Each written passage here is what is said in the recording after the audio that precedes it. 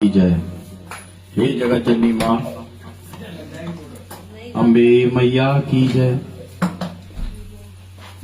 भगवती चंडिका द्वारा महिषासुर का वध और देवताओं के द्वारा जगदम्बिका की स्तुति का पाठ श्री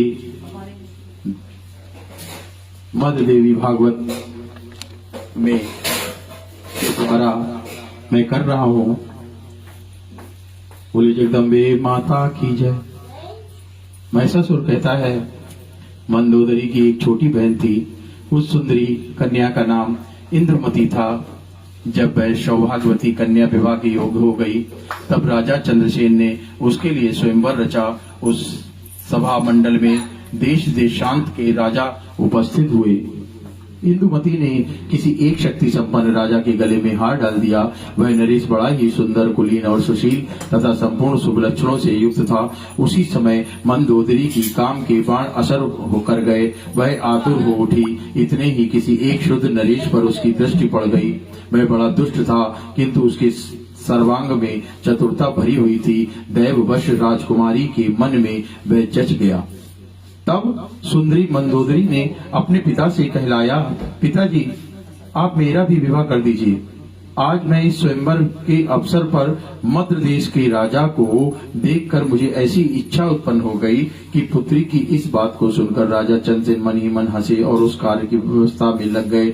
मद्र देश के राजा चारु देश को घर पर बुलाया और वैवाहिक विधि संपन्न करके अपनी कन्या मंदोदरी उसे सौंप दी।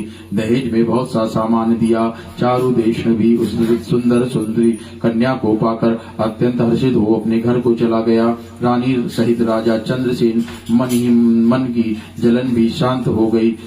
चारु देश राजाओं में भी सुप्रसिद्ध था। कामनी मंदोदरी के साथ बहुत दिनों तक उसने आनंद किया, पर वह दुष्चरित्र था। उसके अति निंदनीय आचरण मंदोदरी ने स्वयं देख लिए। तब तो उसका मन खेद से भर गया। उसने सोचा, पूर्व काल में स्वयंवर के अवसर पर जब इस शट नरेश को मैंने देखा था, तब इसके स्वभाव से मैं अनभिज्ञ थी। मैंने मोह के कारण ये बड़ा अनर्थ कर डाला। इस धूर्त नरेश ने मुझे ठग लिया। अब मैं क्या करूं? केवल संताप ही मेरे हाथ लगा। यह चारु देश अत्यंत निर्लज्ज, निर्दयी और धूर्त है। ऐसे पति के प्रति प्रेम कैसे ठहर सकता है? आज मेरे इस जीवन को धिक्कार है। आज तक सांसारिक सुख से मैं विरक्त थी। मुझे जो नहीं करना चाहिए था वही कार्य मैंने कर डाला। उसी के परिणाम स्वरूप मुझे ये दुख भोगना पड़ रहा है। अय्या, यदि मैं प्राण त्याग देती हूँ तो यह बड़ी दुस्सह आत्महत्या हो जाएगी।